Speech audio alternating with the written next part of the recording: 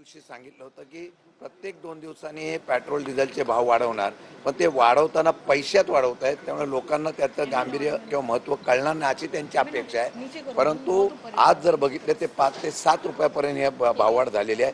20 रुपयाच्यापर्यंत भाववाढ जाईल अशा प्रकारची चित्र दिसत आहे. मला वाटतं की लोकांना ज्या पद्धतीने हे चित्र दाखवण्याचा प्रयत्न करतायत तरीसुद्धा लोकांमध्ये असंतोष आहे, लोकांमध्ये नाराजगी आहे. दुसऱ्या बाजूला राज्य सरकार सांगत आहे की साठेबाजी झालेली आहे, त्याच्यावर आम्ही कारवाई करतो. म्हणजे किती या ठिकाणी फसवणूक करण्याचा प्रयत्न केला जातो. सांगितलं जातं की साठेबाजी होते, लोकांमध्ये पेट्रोल डिझेल मिळेल का नाही अशा प्रकारची शंका आणि त्या ठिकाणी संशय असल्यामुळे लोक हा अस्वस्थ झालेले आहेत. लोकांचा विश्वास नाही, सरकार त्याच्याबद्दल खुलासा सविस्तर करू शकत नाही. त्यामुळे हे प्रकार वाढीला लागलेले आहेत. आणि मला वाटतं की येत्या काळामध्ये आम्ही सगळेजण महाराष्ट्रामध्ये सगळीकडं या असलेल्या वाढीच्या संदर्भातून आणि सरकार फेल्युअर ठरलंय त्याच्या संदर्भातून आम्ही आंदोलन करणार आहोत. पण पुण्यात तर आंदोलनाला 14 दिवसांची जमावबंदी लागू केली पोलीस आयुक्तांनी.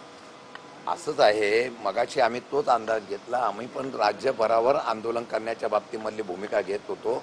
आम्हाला माहिती जी मिळाली तुमच्याकडून मिळाली बा, आता लोकशाहीतून जनतेचा आवाज उठवण्यासाठी सुद्धा बंदी घालणं हीच हुकुमशाही आहे. गेल्या काही वर्षामध्ये व्यक्ती स्वातंत्र्य, व्यक्तीनं भूमिका मांडण्याचा किंवा आपल्या माध्यमातून लोकशाहीतून आंदोलन करण्याचा अधिकार सुद्धा काढण्याचा प्रयत्न होतोय. आणि म्हणून सगळीकडे जमावबंदी लागू करणं हे मला वाटतं की फार चुकीचं आहे आणि त्याच्या विरोधामध्ये सुद्धा आम्ही निश्चितपणाने आवाज उठवू. सर, आज की मीटिंग को लेकर निवडणुकीच्या अनुषंगानं आपण एक आक्षेप घेतला होता की जिल्हा परिषदांच्या अनेक ठिकाणी निवडणुका झालेल्या नाही, तरी देखील ही प्रक्रिया राबवली जाते. काय उत्तर दिलं? आम्ही या संदर्भामध्ये